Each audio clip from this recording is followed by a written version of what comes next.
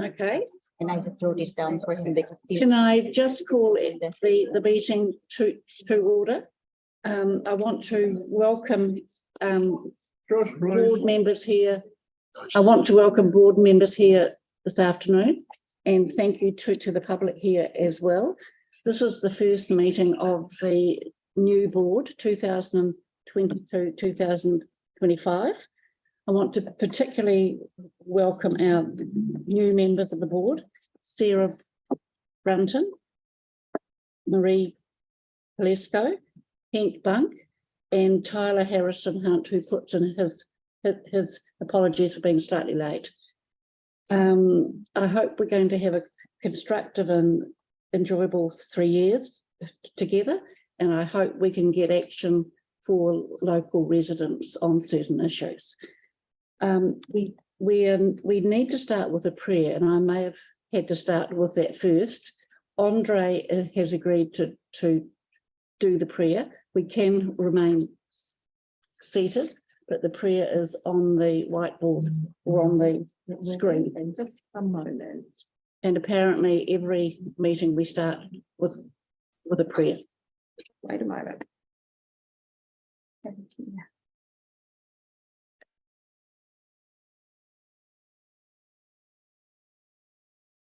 Thank you, Andre. So it's just going to go on the screen, and I'm just going to read it off. Thank you. We can all join in. We'll join in. Oh, we will We'll join join in. in. So I'm going to lead.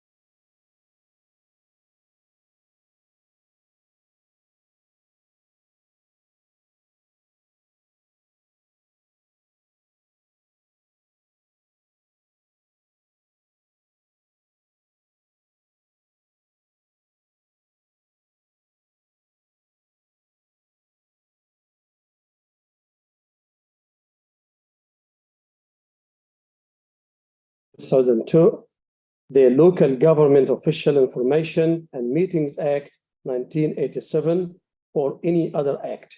Thank you. Thank you. So that, and then the other one was in place.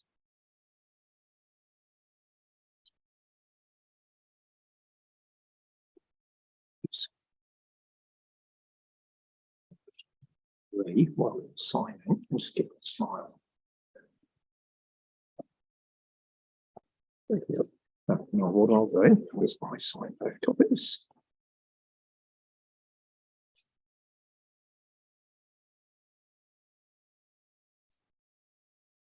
Keep on.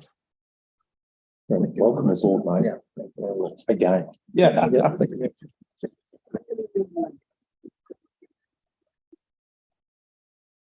Thank you. And Henk Bunk.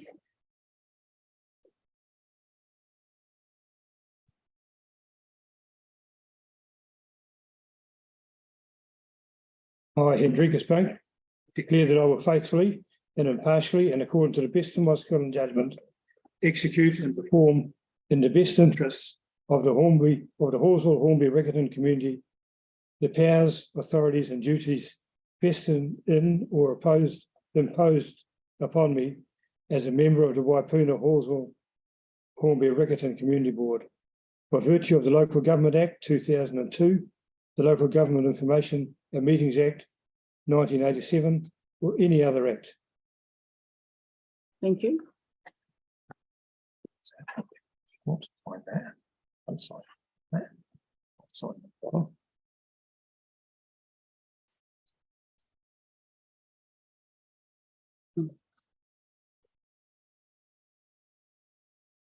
It's like- I don't know how to look at them then.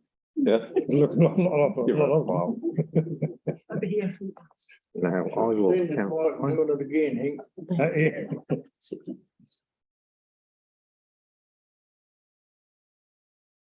It's cunning finish it is, isn't it? Welcome aboard. Thank you. Thank you, John. The next item is declarations of interest. Is there any item that a member has an interest in they wish to declare? No, so we move on, don't we, at this point? Thank you. Item 4, confirmation of previous minutes, 26th of October. Could I have a mover? Mark, seconded Andre. All those in favour say aye. Aye. Against? Carries. Now, we've got the public forum. We've got 2 people who have requested to speak, the Seven Oaks School and Luke Chandler. We've also had a request from Ross Holliston. Can I ask the meeting, are you happy to accept the public forum comments from Ross? Yes. Think so. So that's accepted. We've got half an hour only for this public forum. So if you could keep your submissions to 5 minutes with perhaps time for questions. So first of all, Seven Oaks School, you've got a Springlands proposal. Welcome and thank you for coming in. You're the first speakers. That's great. You've got three of you plus a teacher. Yes. Thank you. So my speaking. So if you would introduce yourselves, actually, because Charlie. Laura, my name is Charlie. Thank you. Laura, I'm Tame. Good. Laura, I'm Noah. We are from Seven Oaks School and we are in the outdoor option. Thank you. We spend lots of time at Springlands and we want to help the community and our school be to enjoy the beautiful spot even more than we do.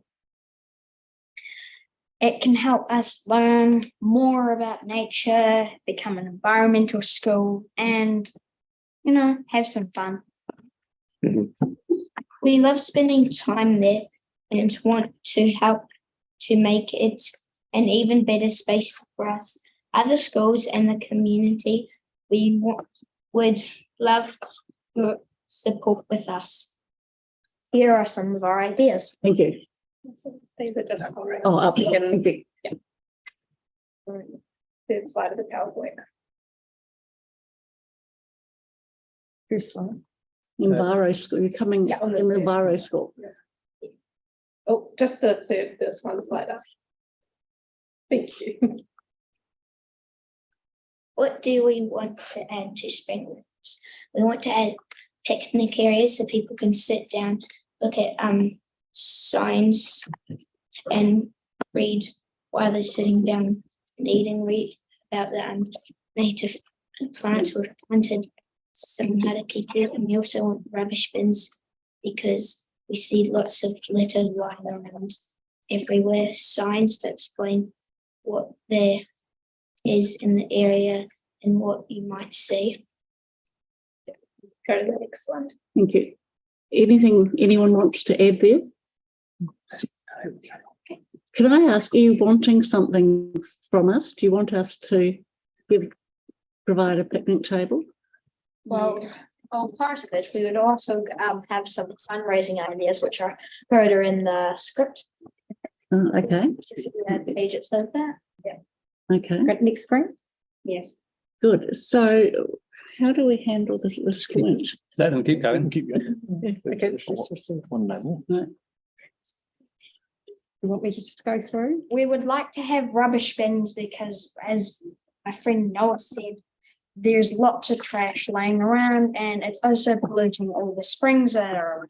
So it's not really safe to have a little bit of fun to swim in for all the kids that go there. And we also see that there's too much stuff in the trees. So there's all like plastic laying around in the trees, which are pretty much killing them.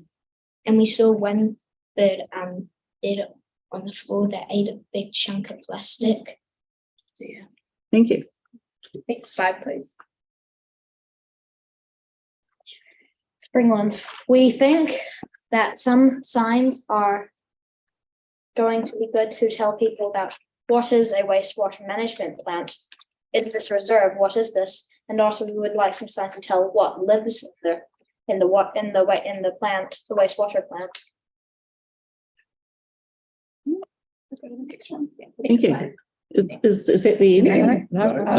Keep going. Go. We understand that all of this costs money, and we have been brainstorming ways in which we could fundraise to support the sausage sizzle. Offering some services to the community. So they thought they could mow people's lawns or weed the gardens for a little bit of money to go towards the project. And they looked at applying into some grants from local organisations and having a school back sale. Thank you. And then they just have one little last thing. I've got a question from Andre. Hang on, please. One. Help us give the community a better outdoor space. Right. Question on. Yeah. I like that. Done. Well, it's an excellent idea, and some very good fundraising ideas as well. What I would add to that is ask the community board for some money is a good Yeah. to come as well. Yes. You just never know what might come from there. Now, the Hurutuni Youth Council, they did some pretty sensational work over the last year or two regarding new signage at Westlake. And I understand that you're looking to come and join the Hurutuni Youth Council very soon. Is that indeed the case? That's correct. Yes. Yeah, awesome. Yeah. And also you'll be able to get some pretty good input from the neighbouring schools who may well be quite keen to help as well. A lot of them will live around this area too, use it every day. That sounds really good. Good, thank you. Hank, that's a good question. You guys are great. Love you. You're doing really well. You come up with some really good ideas. I've got a wee question for you, though. Is who's going to empty rubbish bins? Oh, yeah. No. Because You two can do that. that's always a problem with rubbish bins, isn't it? They overflow and they're pretty messy. So we just need to, all of us probably need to think about that, us as well as you guys. Just keep that in mind. Doesn't have to be you particularly, all right? Yeah, we can send these free to do it. Something we can put into our planning for sure. Yeah. But good on you. You're doing well. We are currently working with Holly, who works for the Christchurch City Council in the parks area at the moment. So they've started doing some planting and things in the area. Great. First step of the project. And always feel free to come to the board, as Andre said, for funding. Thank you. Yeah, you got to put this up. So thank you very much indeed. Thank you for coming in. Thank you. Thanks, guys. I think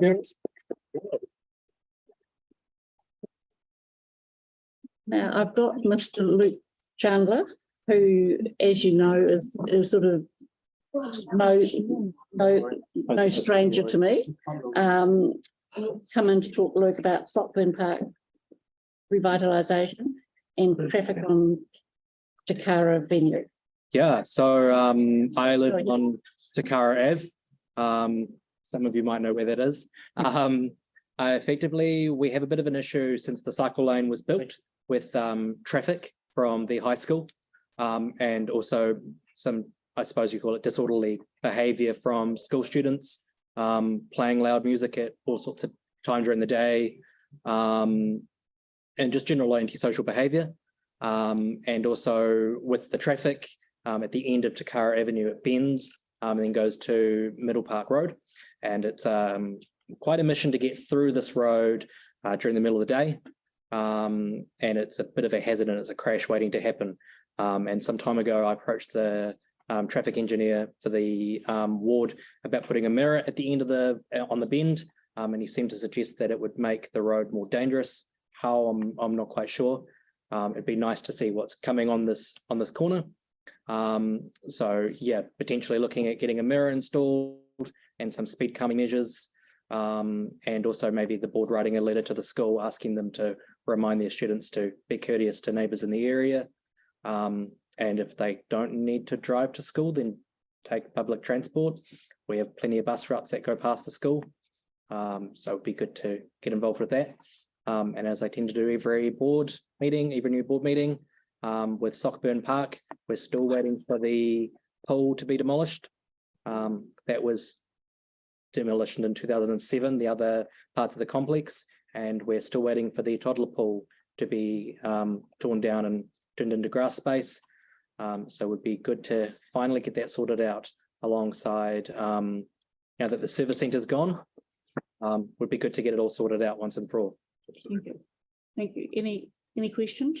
Mark Peters and Sarah, and then Sarah. Thank you, Luke. So that toddler pool, I gather, is still there, is still an eyesore. Yeah. And we're dead keen to get it out. Yeah, absolutely. The council do come every now and then to patch up the holes that people chop to get into it for some reason. Not sure why. It's not that exciting. But yeah, it looks like a bit of a disaster, really. Yeah. Any thoughts about how you'd like to see the park actually revitalised? One of the plans that I've heard along with the next block up, where there's Taggart Place, there's a park there. It's also, I think, 120 Middle Park Road. There's a plan to turn into like an eco sanctuary and looking at doing some sort of a green spine through Stockburn using the service centre site rather than selling it. Converting that into trees and revitalising the stream, and continuing that into Stockburn Park and then further up into Taggart Place as well would increase the tree canopy, which we're really lacking in this part of the city. So this is one of the ways, and also communicating with our community and seeing what ideas they want, maybe a new playground or some other facilities like that. Very good. Sounds like something for Tyler and myself to work. It's quite funny because that was one of my tickets on coming into council was Stockburn Park and the revitalisation of Riccarton. Oh. And I completely support everything that Luke's saying because I live on Taikaru Avenue, literally on the back of Weaver Courts, which is our social housing complex. Yep. And yes, it does need revitalising. Yep. And yes, so I'm in full support of Hilco Papa Mate. Yeah. And the question will be, how do we action it? Yep. Seeing it hasn't been done in 14 years. Yeah. Said in 2018 that it was being done by the end of the year, and that obviously hasn't happened. All right. So I think we asked for a staff report, and as they're both linked, I think it's both together. I don't think you need staff report. I think you've got a couple of processes that are coming up. One of them is the annual plan. You can make submissions to the annual plan. You can ask for this. Obviously, what you're suggesting is going to take potentially some money for the Stockburn Park. And you'll remember the community board had a board plan the last term, and one of the one of the goals for the community board plan was revitalisation of Stockburn Park. So the community board might want that. There's been some progress with that. Yep. So there has been, so from where you were 3 years ago, Yep. to move forward, there's been some demolition, some things have changed. Yes. But I would imagine that the board would want to keep this as one of their priorities. And then that obviously goes in and influences the long-term plan. Yep. Cool. In 3 years. And how about the parking issues? What can we? We'll refer that, we'll ask for advice for that. Right, advice on that. In terms of the Stockburn Park, have you any idea what our staff are planning for Stockburn Park? No. So we almost need something back from staff saying we think this could be such and such. No, they need Need budget. Yes. They need budget. You've had the budget first year. Yeah. Okay. Okay, so Maybe we can do a sausage sizzle as well. you'll come at the right time, Luke, because we're starting to do our plan for the next 3 years. Mark's got another question. Very good question. Oh, Sarah, sorry. So you talked about the noise. Yes. So I assume it's St Thomas's and not A Lady of Victory? Yes, that's correct. Yep. I'm sure Tyler can speak to it as well. It's so I live quite far back from the road. I live 30 meters from Takaro Avenue. I'm in between Middle Park and Takaro, and I can hear it all sorts of hours of the day, like kids playing music in their cars during lunchtime, just general antisocial behaviour. And I have contacted the school about it, and I got a big fat nothing back in response. Okay. It's interesting too that this area in Stockburn has been quite quiet in terms of complaints to councillors and board members. Yep. So I'm pleased that you'll come. Yep. Yes, because Got two people to tell you about it. Be a bit reactive actually. So yeah. And can I just ask, so with the noise, is it primarily what's going on outside of school grounds that's the issue? It's like playing music, really loud. From school? From their cars, Okay, the students' so it's cars. not on the school side. So it's not on the school just side, no. What's happening outside? Yep. Okay. And it gets to the point where if they have a soccer game on a Saturday, the entire street is jam-packed. The preschool has all its parking taken up, not that they're on the weekend, but also there's a part next to the squash clubs that has a chain on it, and someone's actually broken the chain off to start parking in beside the squash club. And that's all because of the cycle lane that's gone in, and they've got nowhere else to park. And that's when they do sporting events on a Saturday or a Sunday. Okay. Consequences. So there was ample parking before the cycleway went in. Yes, absolutely. Yep. Which is cool. And how many cyclists do you see using? I see more cars in it than people. People tend to park in it, especially during pick up and drop off time at school. So have you seen an increase of students cycling to school? No, I haven't seen it. I'm also not up at that time of the morning. Slightly curious. Any further questions? Well, thank you, Luke. Awesome. Thank you very much, guys. Very much appreciated. Thank you. Thank So I you. just want to check that the board would like to request staff to investigate traffic and parking issues at Takaro Avenue and provide advice. Is that right? And also, I'd like something back on the Stockburn Park. What are they planning? Even just a paragraph. I could jump on the back of that because I'm putting in a request to the Office of the CE Are you? for that whole area. Oh, good. Good. Because it's been untouched post earthquake, hasn't it? Yeah, I'm more worried about the safety issues too, after hours. But that could be a part of the report. So the after. So you're Yeah, sounds good, mate. filing a question through, are you? Possible? Yeah, I am. Which you'll circulate around everybody. Yeah, I can do that. Thank you. Yeah. Including possible benefits. Thank you very much, board. Much appreciated. Thank you. Yes, see you. Now, Ross to Holliston. Thank you.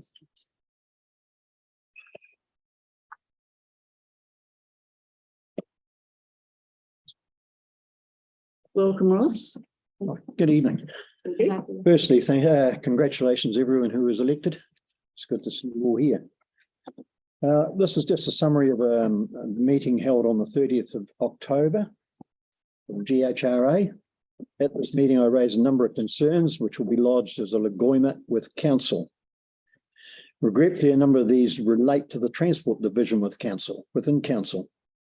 The association is found to be acting in an almost obstructive manner when it comes to the Hornby suburb. They just ignore everything, especially around pedestrian safety, and also upgrading traffic movement and safety. Listed are some of these concerns. Lack of traffic matrix at each end of Tower Street.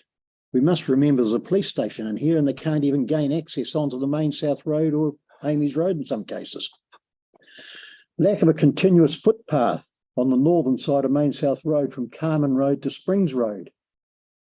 Lack of continuous footpath on Springs Road. They're all just disjointed. There's bits of footpath here, bits there. Just doesn't continue.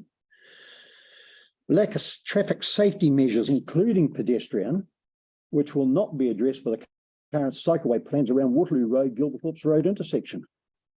The traffic system in Amy's Road is as good as useless, with no indication signals at Shands Road and a lack of control at Springs Road. Kiwi Rail were not even approached about the potential for cycleway running south from Kyle Park, thereby keeping it off the extremely busy Waterloo Road, which sees high concentrations of heavy vehicle movements.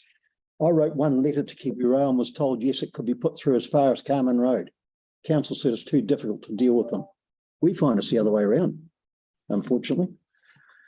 The lack of cohesion around cycleways and new developments. Now I'm talking Delamain and areas like that. They're outside of our area.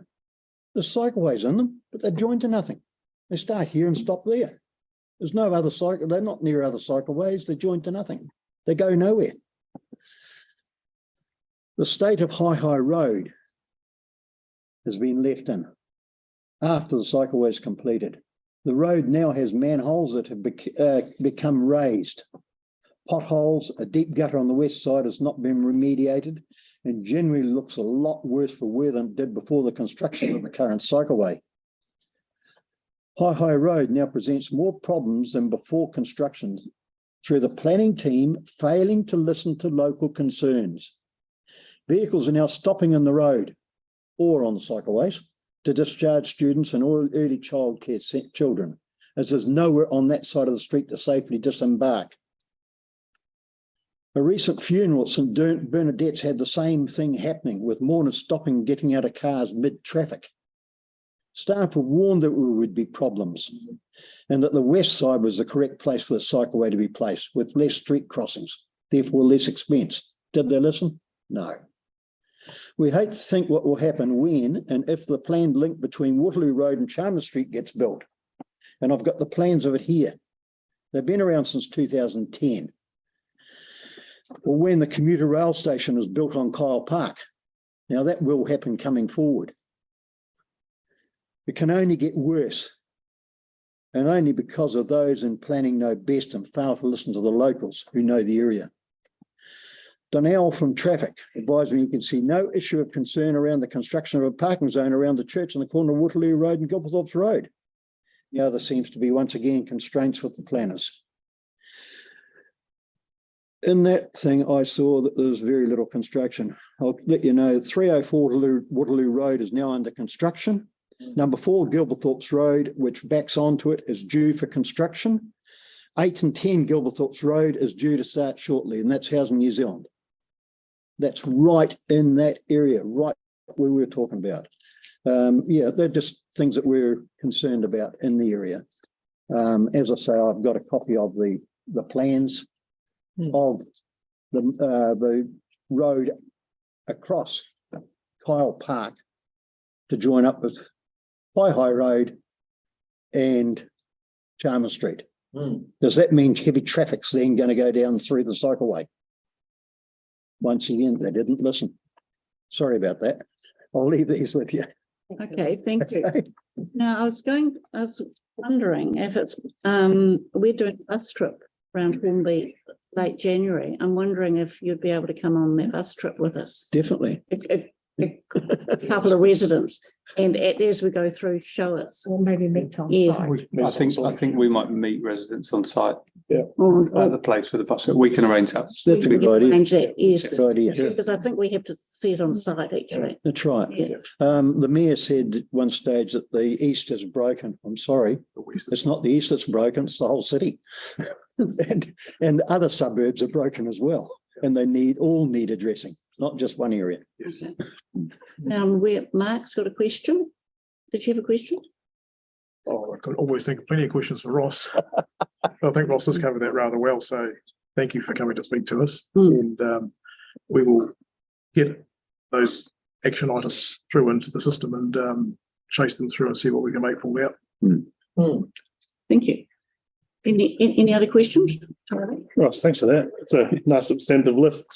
And as someone who grew up around that area, I know what you're talking about. I was just wondering, is there a sort of a priority list for you in regards to what you'd like done ASAP? Honestly, I'm just thinking of a wish list here. honestly, one big one is the main South Road. Yeah. It really is. We're seeing Which end is people, it? outside Countdown, we're seeing people walking down the main road. Oh, yeah. Among the traffic all the time. And those traffic And those islands, matrices. those traffic islands that are outside there, you're saying the police probably can't, Well, do they have to make a maneuver to get? well, Right. if there's traffic across those entrances, there's no way they can get through, is there? Yeah, of course. If there was something bad went down, which we all hope never does. Yeah. It just leaves a traffic jam. Yeah. Those roads should be able to be kept open at all times, Absolutely. and traffic should be able to move. You get a traffic jam in there, cars can't cross over and get through and go down the road. Yeah. They're jammed in. Yeah, it's Yeah. quite common out there too, Yeah. Yeah. Just Cool. Okay. Thank you, Ross. Thank you. Thanks. See you, Ross. Thanks. Thank you. Now, Mike has asked for a deputy to come in on the Horsell Junction Road signage and Waterloo Road and Gilberthorpe's Road. Do you want to speak now, Mike, or would you rather come up just before we get to the area report? What's your preference? I might as well do it now. Okay, thank you. Yep.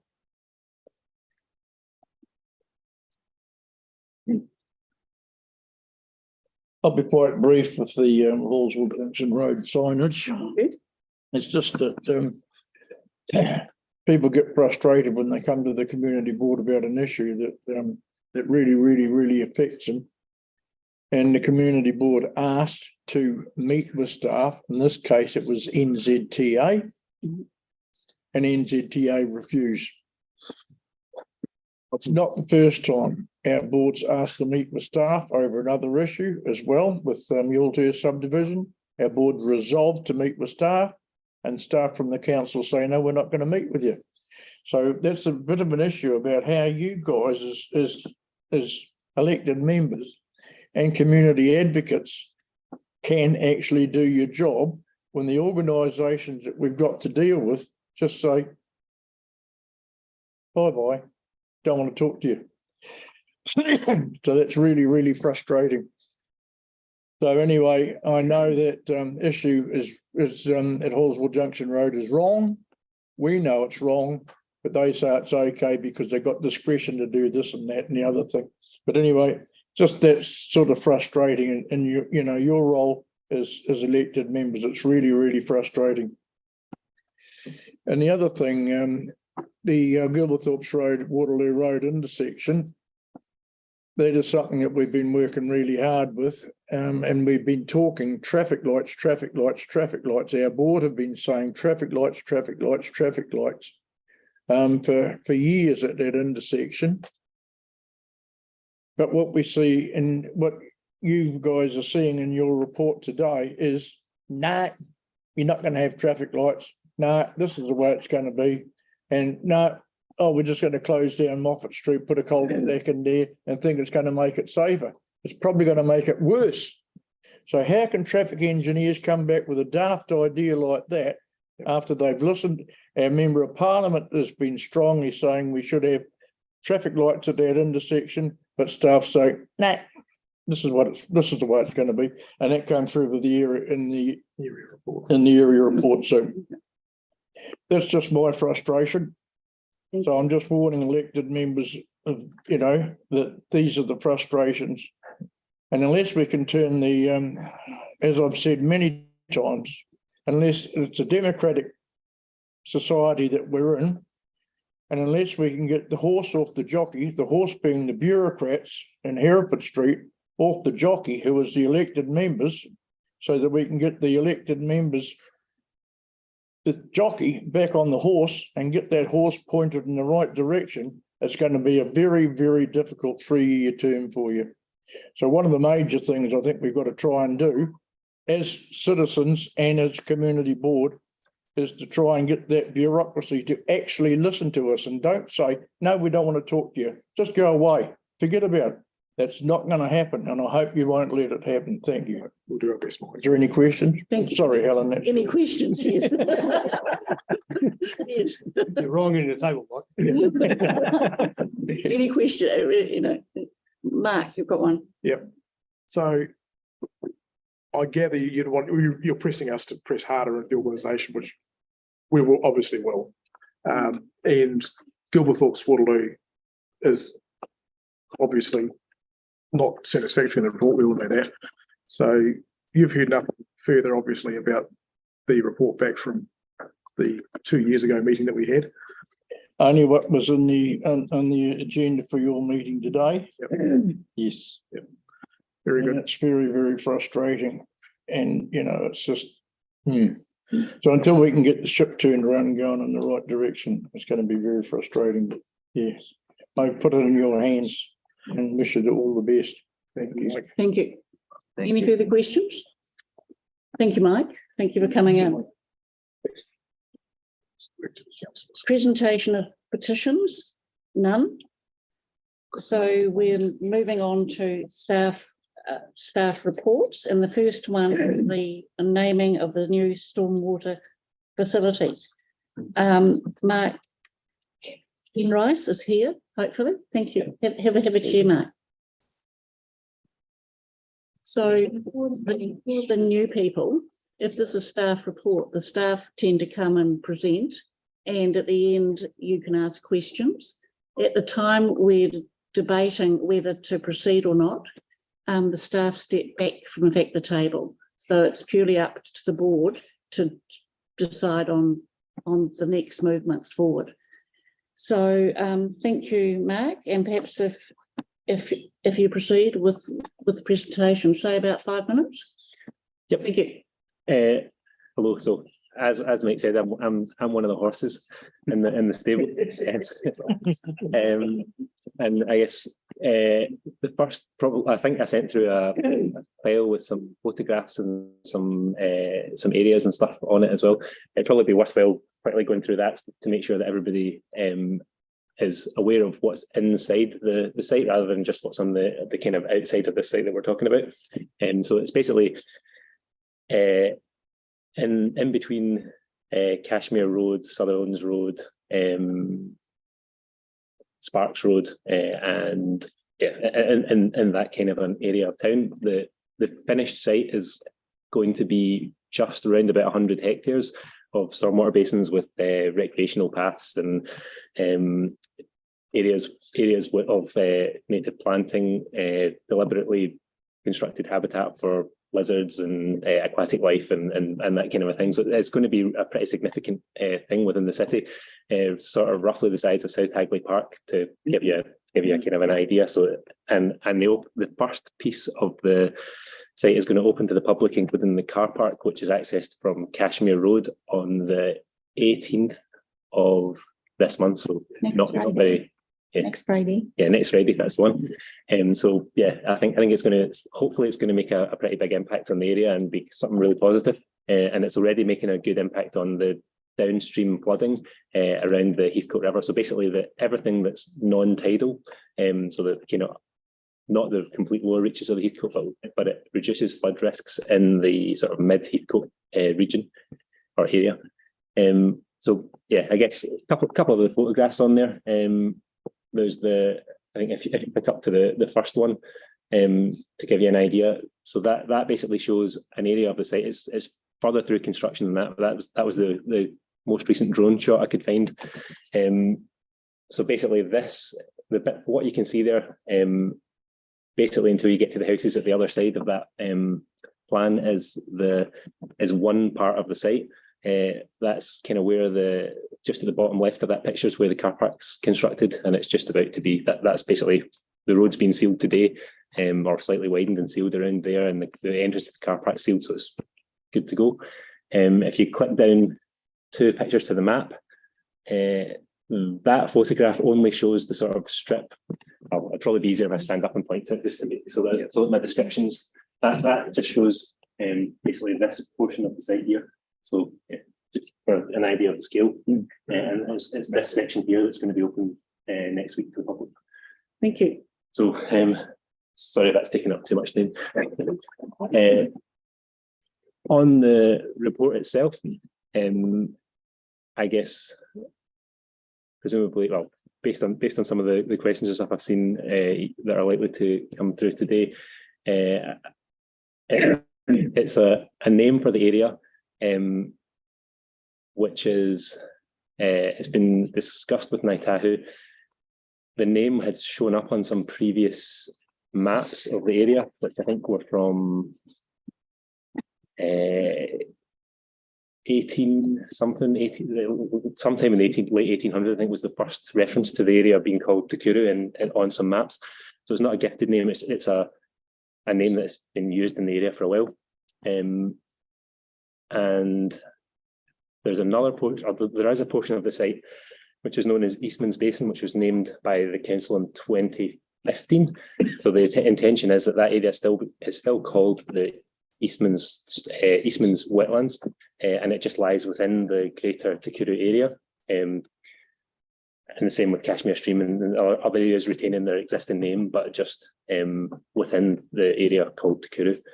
So that's kind of the intention. I don't know if you want me to go through any more details. It's probably best if I'll Okay, thank pass you. over. So look, I'll ask the questions. Marie. If you please go to slide 2. Yeah. Yeah. So is that the one? Oh, You want the no, map? 3, 4. The map? That one, yes. So that whole area is going to be renamed Takuru. Yes. And so, and then the Hunhei Basin is the one that's opening next week. Yep. It's just this one here on the right side. Yeah, so that's basically that's the section that's going to be open to the public, and then just on the western side of that is we're hoping to have open by Christmas time. Western side, So, yeah, so- adjoining Sutherland's Road. Yeah, so everything that's on the south of where Kashmir Stream cuts across the site, everything on the south of that we're hoping to have open by Christmas. And which one is Eastland Wetland? Eastland Wetland. Some of the areas up in the north, I'll just point to them, make it easy. So the 2015 area had the wetlands, and in the area north of that stream, basically this kind of an area here, are Eastman's wetlands. Or Eastman wetlands. Wetlands. It doesn't include the wetlands at the corner of Sparks and Henderson? No, No, it doesn't include that. no, but yeah, I guess I think there's definitely a lot of people who have been asking us when that wetland and this wetland is or when or if they're going to be joined together so that people can walk between them, and the whole area becomes connected. Is there any plan to connect them? There's a long-term plan that they would like to be connected, but there isn't a particular project or budget to do that at the moment. But I So in think the meantime, it's just this area is to be renamed Takuru. yes. Andre, sorry, I had forgotten. Andre. Thank you. Andre. Am I right in understanding this would be a no-go area for dogs? That is going to be down to the dog bylaw changes that happen in the future. So we're going to, at the moment, all we can do is put signage up that says, please keep dogs under effective control. Yeah. And try and encourage people to do that. So especially in the kind of middle section of the site, there's 7 protected species or endangered and protected species of birds that breed there. So yeah, it's something to think about in the future, but it's not something that personally I can do anything about. Right, cool. Because obviously it's not an ideal for anyone to have their dogs off the leash, that's for sure. But what signage will be there? At the moment, it will just, the only thing we can really say is, please keep dogs under effective control, and we can say, there are endangered species or bird species breeding in this area, and it is an offence to disturb them, because that's basically the Is that signage there currently? It's not there at the moment. The signage, When will that signage be there? the signage going up over the next week, basically before the opening. So there's posts for signs to go on and signs getting printed and stuff at the moment. Yeah, so there'll be a number of signs around dog control. There probably won't be a huge number. There'll be 3 or 4 probably at the moment. But when, I guess after the northern area opens, then that's the area with the better bird breeding areas in it. So that's kind of the more important area to keep.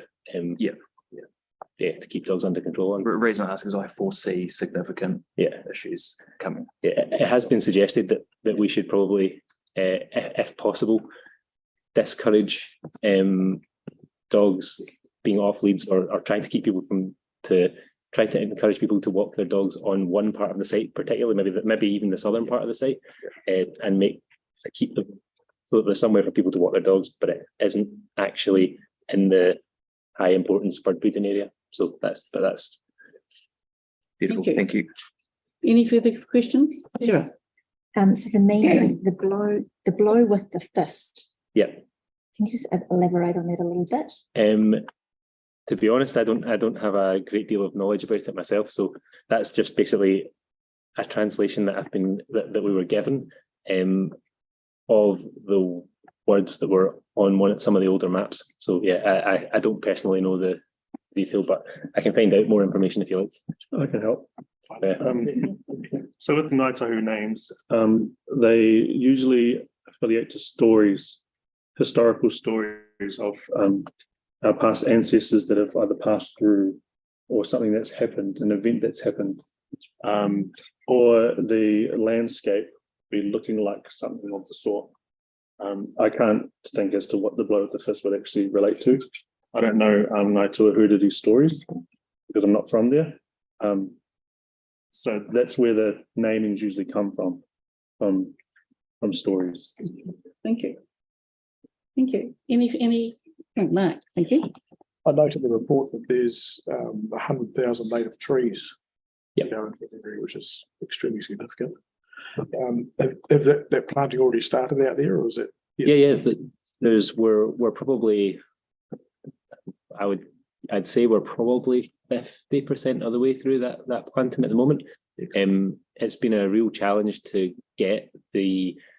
actually source the amount of plants and trees that we need, because it's a really big planting project compared to it's pretty much the biggest one the council's ever done. There's not. We might end up taking all of the available eco-sourced or sourced from the local area plants we can find. We're kind of using up everything that's available, and then once we've used them all up, it's can't get 3-year-old trees unless we wait 3 years. So that's one of the. Right. Excellent, thank you. Thank you. Any further questions? Can I have a person, if you're comfortable with moving? Helen, I've got a question. Move, Tyler? Debbie online. Debbie has a question. Was that Debbie on the phone? Yes. Yeah. You got a question? I'm just wondering, because there was some talk some time ago when Vicky was actually on the board, and there was quite extensive discussion with staff about putting edible trees in and around there. Have the council have they decided not to have edible trees for foraging, or not? There's no trees for gathering food from in the area. Although I'm aware that people definitely have been in the site hunting for eels and fish and stuff. So it's definitely still used as a food gathering site. Or some areas of it are anyway, especially the kind of downstream end of it. But there's no, I guess one of the reasons for trying to discourage fruit trees and stuff and nut trees and things in that area was to try to stop a huge amount of rats and stuff moving in. If there's and basically eating some of the native animals. Okay, great. Thank you. Thanks for that. Thank you. Thanks, Debbie. So can I have a person to move and second? Moving Tyler, seconded Andre. That's it. So all those in favour say aye. Aye. Against? Carried. Thank you very much, Mark. Thank you, Mark. I'll be going and getting the signs made up. Thanks, mate. See you next week. Now, I wonder if Marie would like to come to the table. And Bailey, if Bailey's here. Bailey's not here, she's in politics. Sam's here. Yeah. Good. So we're now coming on to funding application. We've got 4. I'll take them separately at the time we actually move them, but if people have questions over any of these 4, I think at the start. So any of these 4 you can ask questions on. Thank you, Mark. Welcome, Marie and Sam. Thank you for your work on this. One of the questions I've got is the second one for the Hornby Rugby Club. Yep. And they've asked for 8,000, but you've recommended 4. Yes, yep. So, Rationale? yeah, so it's based off the amount of hours. So they've reduced from 15 hours last year to 10 hours this year. And then when we look at comparative sort of applications that we've funded in the past, this is a good amount. Yeah. So are you saying it's in line with what you've done in the past for this particular club? And comparing to other applications as well. So you're saying we funded 4,000 last year for 15 hours a week, and this time we're funding 4,000 for 10 hours a week. Yeah. So okay. Yeah. Yep, okay. Okay. Any other questions? Tyler? Burnside, that was always the first thing that popped up in my head, and Andres elaborated a bit about it. Am I right in thinking they're in the Waimate constituency? Yeah, so at the moment, how our funding works, it's based off where the participants live and not where they're located. So for this application, it's 50% participants come from Halswell-Hornby-Riccarton. Wow. 50% come from Burnside. Awesome.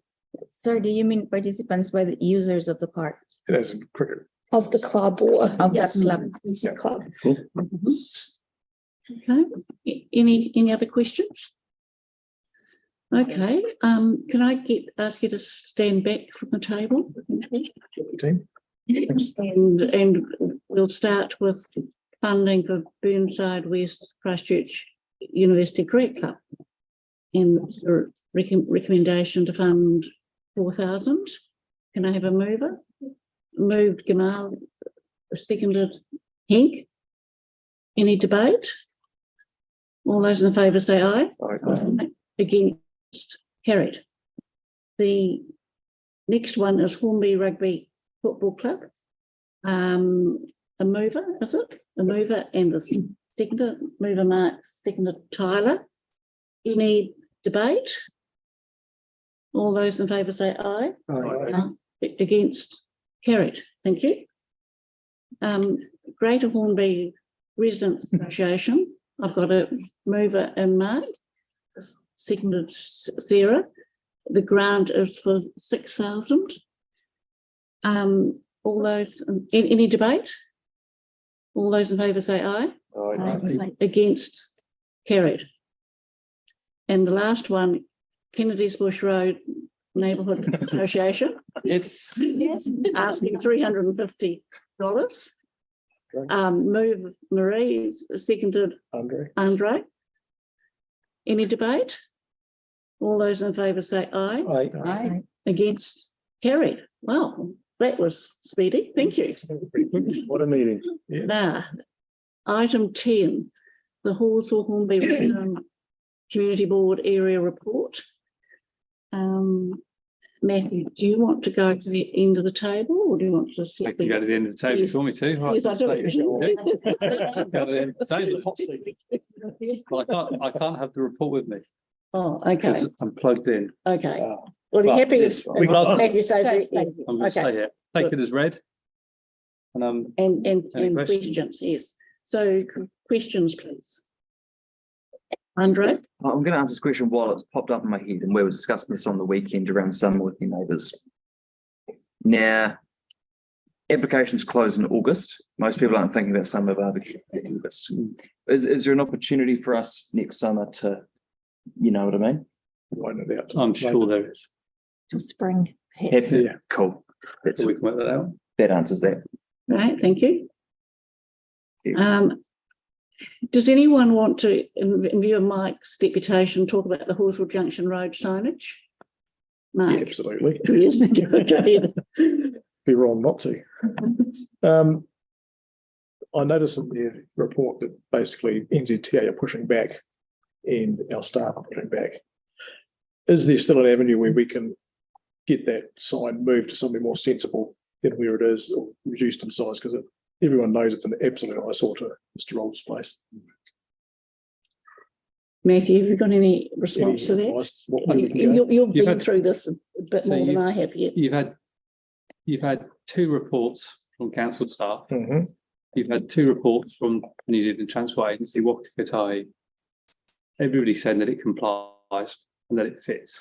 It's already been moved once because Mr. Olive didn't like where it was initially. So I think it's been moved. Still doesn't like where it is. NZTA is saying it complies. Mhm. We're saying it complies. Yep. So I don't think there's a will from NZTA to put any more public funding into moving it. And I don't think there's a will from us as an organisation to moving it. It complies with everything that it needs to comply with. So Mr. Olive I know he's not very happy with it. It would be an understatement. So I think the memo says it complies. So I'm just looking at what it says. It says following further presentations.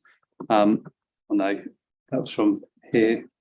Waka Kotahi has confirmed that the sign's been constructed and positioned to comply with the relevant technical design standards as explained in the previous memo. And while the adjacent property owner disputes the distance from the sign in the intersection doesn't comply, Waka Kotahi and staff do not agree with his figures and point out the standards allow for discretion for large roadside mounted signs. I think you'd also remember one of the solutions that was suggested by the resident and also by members of the community board was to build a big gantry sign, Right. to put it up over the road. That was an expensive option, as the solution. But Is there a photo that I can see? I couldn't see it in any of the memos or. I can probably see it. So, yeah, we can send it. I mean, one of the things that we will definitely do is stop here as part of our tour, and we will point out the sign, and it may be something that we stop when we get out and we walk and It does look rather big for what is a residential street. It looks like a motorway. So at the moment, It is a it is a motorway sign because it is the entrance to the motorway, Oh, the entrance.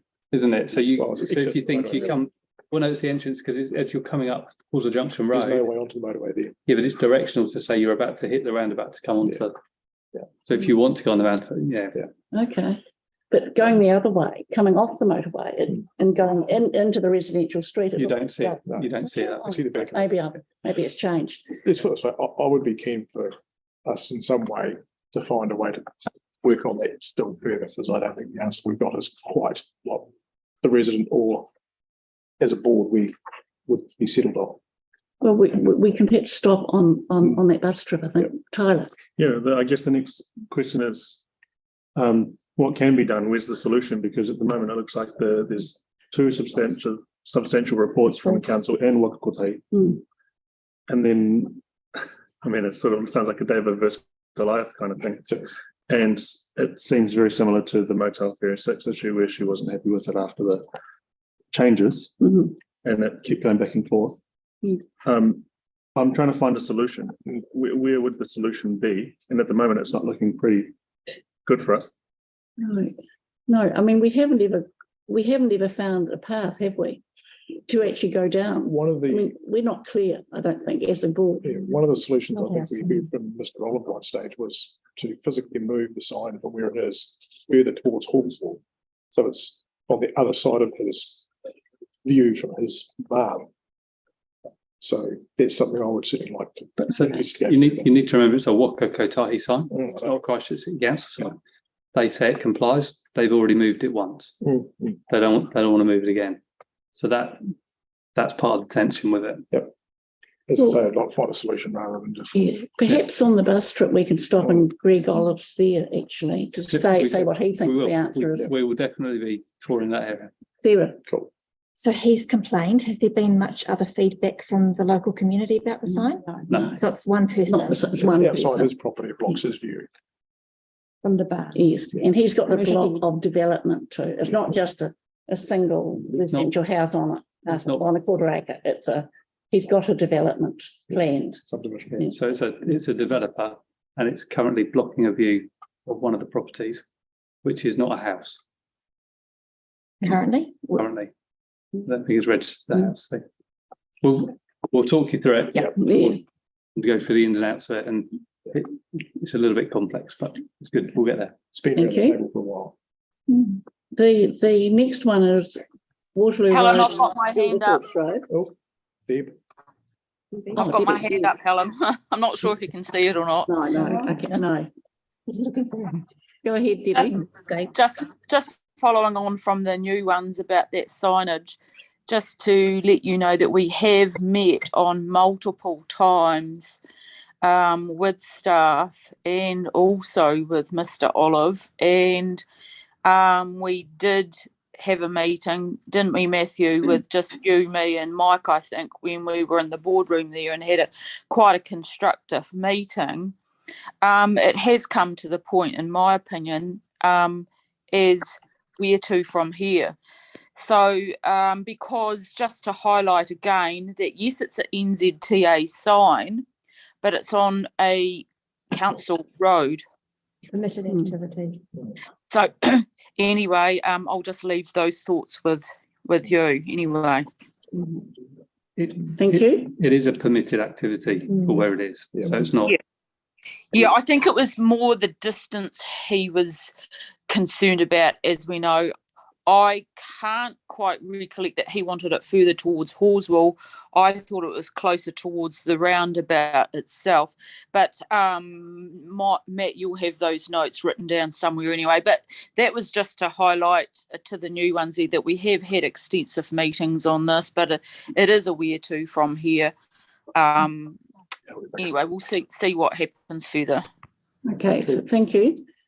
Let's 4.3, Mike raised this to Waterloo Road and Gilberthorpe Road. Yes. We're obviously having a bus trip, but does anyone want to comment on that, Mark?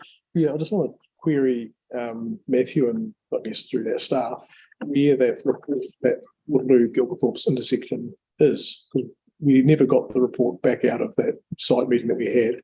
Is that still in progress to be brought to our board? I don't know about that. The project that the advice is based on is the South Express major cycleway. Yes. And the South Express major cycleway, as they were working it up, I think we've seen the initial plans of it. I think it cul-de-sacs Norfolk Street, and it changes. Ross is nodding. It puts a single. So based on those, now, I don't want to say that they were the finalised plan, Ross, because he'll tell me whether they were the finalised plan. Yes, they were the finalised plans. So that's the plan. So what the advice is saying is we have a solution which we think will fix it when we change it with this cycleway. We heard the deputation saying, well, we don't think it's going to fix it, and I see some people shaking their heads from the gallery, also saying they don't think that we're going to fix it. But that's what the advice is saying. We understand what the request was. Yeah. Here's what we think is going to change it. So we're still awaiting that report back for the Waterloo Gilberthorpe's Parker Street intersection meeting that we had with the idea of signalising the whole. With the net. Yes. I don't think I was here for that. It was a big on-site meeting. Yeah, you may not have. I wasn't here. That was Sam would have been here. Sorry, that's why I'm looking blankly. Yeah, so we did. To my knowledge. I had no idea the other meeting. So do I need to perhaps email the officer to and ask if that report might be? Yes, so two different things. A piece of advice is in response to the Residents Association's public forum presentation about the parking on the streets. The other is much wider. So we'll chase. So you should have had something back for the meeting notes. We'll chase those up. Okay, thank you. Okay, any if I could just point out the traffic engineer does sort of say that at the end there that he thinks that might be fixed by the cycleway measures that are going in place. Is happy to look at it again down the track if that doesn't turn out to be. I mean, it's a tricky, it's a horrible intersection actually when you think, and the railway line crossing. So I think everybody acknowledges that something needs to get done. Just a query from me on, go ahead.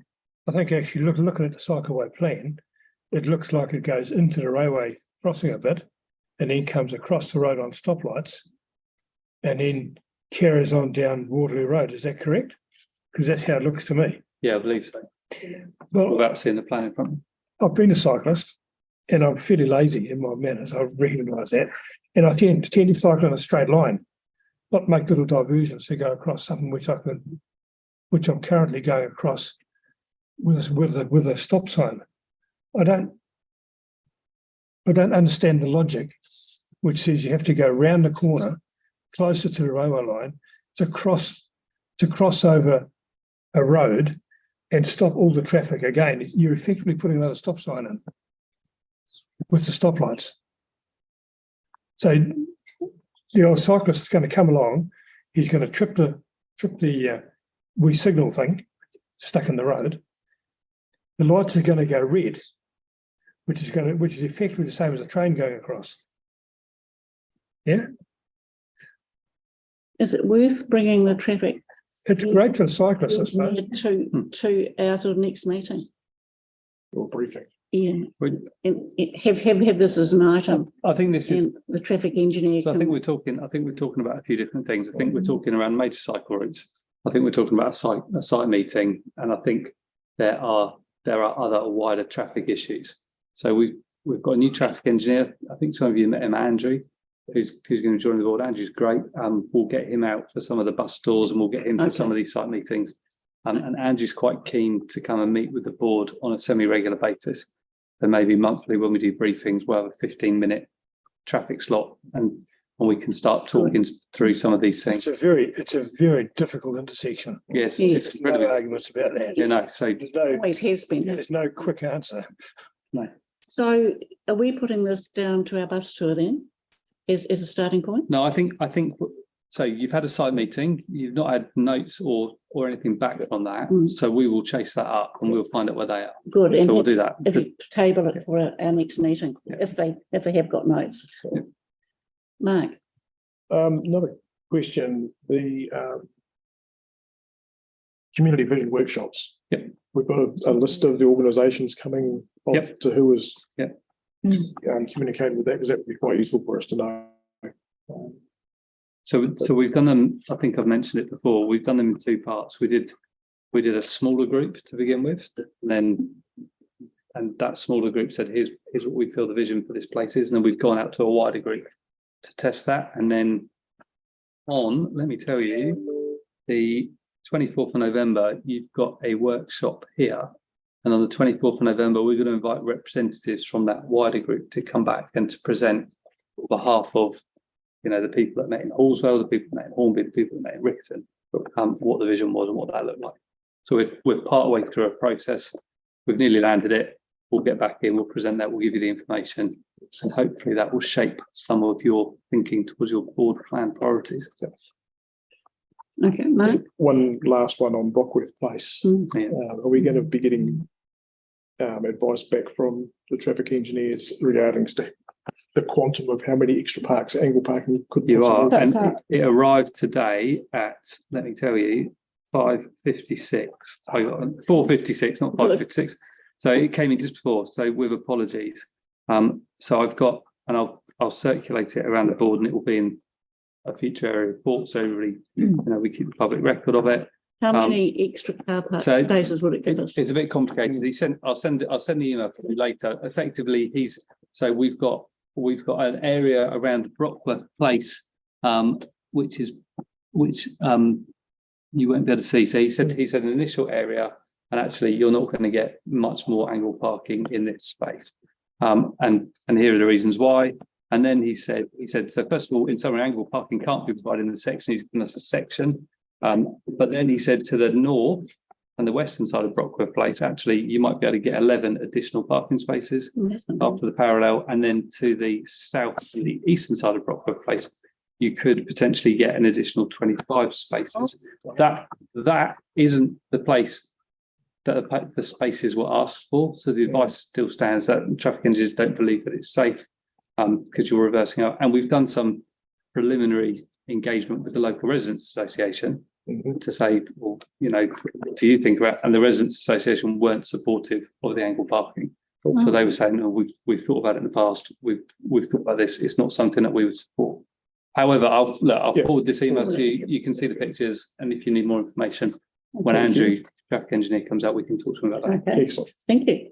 Can I just ask where we are with Riccarton Road, the actual motel? Has anything come back or? No, so you've got the notes from the site meeting in the area report. Thank you. I was talking to Andrew and to Stephen around that. When I was just making sure that they were comfortable with everything that was written that we put up. They were comfortable with that, of course, and they had already drafted up an initial plan at that time. So I've not seen the plan or what it's going to, but that's progressing. That's great. Thank you. Thank you. Thank you. So, any further questions of that? Happy to move. You'll move the report. Mark Peters to second. All those in favour say aye. Aye. Against? Carried. Thank you.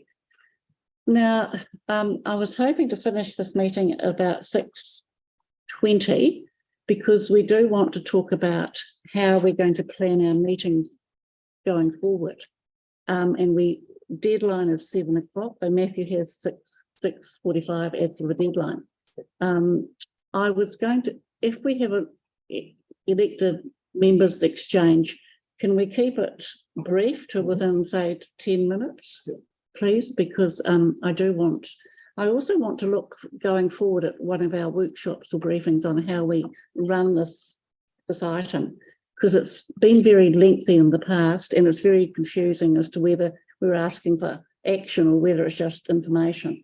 So if we can just, if you just have that in the back of your mind, we'll try and make this kind of clearer and perhaps shorter going forward. But anyone got? Yes, I'll make mine quick, clear, efficient, and concise. Go ahead. And I've got some slides here. Slide number 1, this is outside Anthony Wilding Retirement Village. There is a request already logged, but as we can see here, the cars are struggling to get in and out of Anthony Wilding, and it will be easily resolved by yellow lines, which will remove the space for 2 car parks, as we can see on the left in the photo on the left. So are you asking for action there? Yeah, there is already a request there, but just have it noted at the borders, I think, is useful. Thank you. Yeah. We'll support that. Anyone else who doesn't support it? No. Go ahead. Well, then you can vote against it when it comes up. Next slide. Can't wait. Yeah. Bring it on. Now, this is a very grainy photo of Quaifs Road. Now, Quaifs Road is a very, very busy road. Can't quite see in the photo there. Well, you can. Quaifs Road is a bit of a mess at the moment, has been for some time. If you go down, there should be one more image of Quaifs Road. It is a massive safety issue. This is a very, very busy road that trucks, families, all sorts going down. And when repairs are done, it cracks up within a couple of days. It's becoming a real issue. I'm told that there are some permanent repairs coming at the end of the month, but I'm concerned about what the next couple of years is going to look like. There's still a whole lot of development to go on around here. Heavy truck movement every day. I'm very, very concerned about safety along Quaifs Road. The next slide is an incident of car through a fence by the Hamel Road, Halswell Junction Road roundabout. This is the 6th time I'm aware of this happening. It is the 4th time for the residents living here. If we go to the next slide. Now, this incident occurred on the 27th of October. That is their lounge. Oh. And if we continue to go down a bit more. My mouse has got stuck. Sorry about that. Yes, you're on a Word document now. I've gone out of it, sorry. Yeah. Wow. Now, this is the inside of the lounge. They've had to move their furniture because they don't feel safe sitting in their own lounge. This is the 4th time this has happened for these residents. A car coming through the fence and through the house. And if we go down to the next slide. Great big bollard. Well, something. So this was a notice of motion I put forward on the 5th of October last year, asking for advice on some form of improvements, even if it's just changes to road markings. Now, that notice of motion was put forward on the 5th of October last year. We haven't had advice as of yet, but I am very much looking forward to it. If we go down to the next slide. Things take as long as they take, but the bit that I'm particularly concerned about, this is contact that the residents here living here have made with council. They've not had responses to these contacts. And for residents who are sitting and who don't feel safe sitting in their own lounge, to not even get a response from the organisation is really, really poor. And I really feel for them. The part of the reason for this is these are very shy residents. They like their privacy. There's many other residents who would be in this room probably yelling at us right now if they were having to put up with this 4 times since moving in. They don't feel safe in their own home. I'm really concerned that they haven't had a response. They still haven't had a response since the 27th of October in this most recent incident. I did write to the Office of the C on the 3rd of November. I haven't had a response. We really need to get a response to these residents. I don't think it's good enough at all. The next slide. Can I just ask you, do you want the board to write anything to the CE? Well, I've written to the CE. But if you have, if the board could as well, I think that is I'll follow appropriate. up on that. You'll need help, Yeah. Andre, and well, I think But we owe them. are people comfortable with the board writing? Thank you. Yeah, 100%, yes. Thank you. Because I think we have to do this a bit more. Yeah, we owe I them think as a just board, we any have form to of say, look, we tried to communication. do it through other mechanisms. Follow up on notice of motion. Or write to, and Phil and the mayor as well, probably. Write to CE and the mayor and say, we I want think so. some action on this. What are your thoughts, mate? Yeah, I think we're going to have to try that more. Yeah, and there's a New Zealand Herald article about this and happening 4 times. And the house owners are saying in the article we've heard nothing from council. They still haven't even since that article. Thank you. Anyway, you've got a full title. And just the next slide. The next slide is a walkway. That's the only one I've got. So there were several more photos that are sent to you. One was the river that's not flowing. Oh, sorry, I didn't know that you wanted those today, but I will just. So they were in the same email as these ones. Oh, really? Yeah. The second, Well, it's a walkway beside Broken Run, which is currently underwater and has been since July. And it stinks from about 10 metres away, which is a bit of a concern. It's looking like quite a biohazard. Faye may be able to bring a photo up. Yep. So it was with the same email. I understand the options are limited. They're just sort of waiting for it to clear, but it's pretty clear it's going to happen every year. If there's severe, rain events every year, it's going to keep happening every year, and we can't have a walkway underwater 4 or 5 months of the year. So there's a fix needing to happen here. So just on that one, it's a walkway, but am I right in thinking it's a stormwater? well, the advice I got was that it's not a council walkway. Yeah. Is it one that's been closed off? No, The other one. it's no. This isn't closed off at all. This is So I sent this through is some essentially a advice walkway. yesterday. Yeah. So that the advice was essentially that this is natural water flow, and that there's very little. A walkway that's underwater 4 or 5 months of the year is not sustainable. But I think it's an informal walkway. So it's a desire line that people use, or is that a different There's thing? 2 areas. Different There's thing. 2 Okay. areas. One of them has an informal walkway. That's the one at the top of Bronco. I'm not talking about any of that. I'm talking about this is a literal path. So if you bring the photo up, I don't which see is it on your email, Andre. so the email was sent you, so it was Today? well, I understand we're limited on time. Sorry. Yeah. It's a council path and it's been underwater. Yes, it's been underwater since July. So so we're continuing to wait for it's not sustainable in my view. And as I say, it literally stinks from many meters away. So it's a concerning. Is it a formed path? Is it like it's got shingle and stuff on? A literal paved path. Yeah. Okay. So the response I sent through yesterday. The response we've got of waiting is not sustainable in my view. Who sent that response? A senior person or more? A team leader or a senior manager?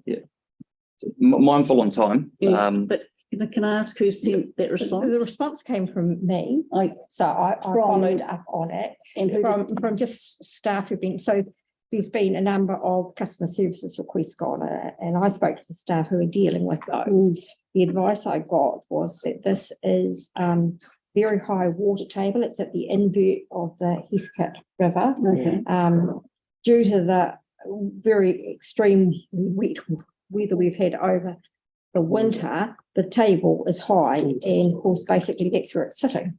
And there's very little that can be done about it. Well, there's two things to do, isn't there? You either lower the water or put the path up. Yeah. I mean, that's, I think part-up's the that's the only, two answers. otherwise it's a write-off a Yeah. few months of the year. I think the pretty issue basic. is though that this hasn't been years, and you know, Climate change. Well, It perhaps looks if as though it's going to we continue happening every year. have that current, actually, if we could make it a current issue. And just one further issue, there is a dust nuisance being caused around the corner of Kennedy's Bush Road and Cashmere Road from the development taking place there, which is spreading dust over neighbouring properties and is becoming an issue. Have put forward a request, but that's something I think is important to note. So would you like Faye to, sorry, we will follow that up. Corner of Kennedy's Bush Road and Cashmere Road. Kennedy's Bush. Yeah. And did you say there had been a service request put in? Do you know? Yes. Yeah. So that's just from the developers, is it? Yeah, there's a large pile of dirt and is creating a bit of a dust nuisance for residents' properties, cars. Yeah. But look, on a very bright note, I attended many fabulous community events on the weekend, and they were excellent. Looking forward to more to come over summer. That's all for me. Thank you. Thank you. Anybody else? Mark Peters? Yep, I've been working with the Bowls Hornby about a car park issue. They've had boy races in their car park, and they've actually had a burnt vehicle in there as well. And I've stuck it through to Matt and the team to look at working with. So hopefully we can get some follow-up with that. One of the things they're looking for is there's a barrier arm halfway down their driveway to the rear car park, and they're hoping to be able to get a new barrier at the top of that driveway rather than halfway down to stop people actually going down there. Okay. Then they've also working with On Hornby domain, No. you say? Hornby domain. Hornby. Yep, Hornby domain. Oh, yes, sorry. Yep. And they've got a enable fibre issue as well, where they're trying to get fibre as their club rooms. And I've again put that through this. Like Sam's working on that after us also. This information to alert everyone that's going on. Thank you very much to the team for the work they've done on Branston Park. The playground there is now open and is extremely popular with local children. It's overrun with children most of the time, which is absolutely fantastic to see. There are a few, I guess, teething issues in there. It'll be good for us to do a bit of a, I guess, follow up with community to make sure that we've got it absolutely right. Some of the queries are around the height of some of the equipment, particularly for some of the smaller children. They're finding it difficult to access and use. So we can have some discussion around some possible alterations with that. And interestingly, when the construction site fences came down, the grass was well overgrown behind the construction fence because it had been shut off for a couple of months, but it wasn't mown, which was rather interesting. Hopefully future contracts we can have that specified to have the grass cut as the construction fence comes down to alleviate the community concern as to the overgrown state of their newly opened park. Don't worry, the grass has now been mown. There was a local resident wandered across there with the lawnmower and cut it with the council. So been done.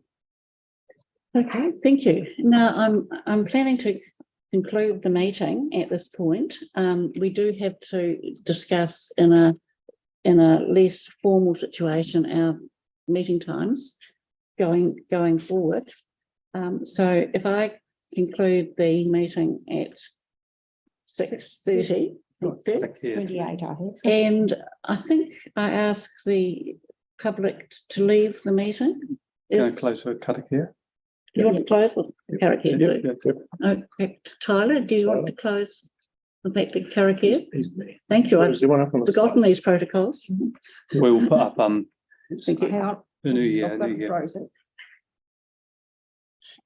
Yeah, that's it. Thank you. Unihia ki te urutapu nui kia wātia kia māma te ngā kau. Te tinana te wairua i te aratakata. Koi ara e rongo, whakauria ake ki runga. Tūturu whakamawa kia tīna. Tīna huie tāi. Thank you. Kia ora. Thank you. Thank you. Thank you, everybody. So if I can ask the public to leave at this point. And thank you for coming in, and you're very welcome to attend any meeting you wish to, any formal meeting. Thank you.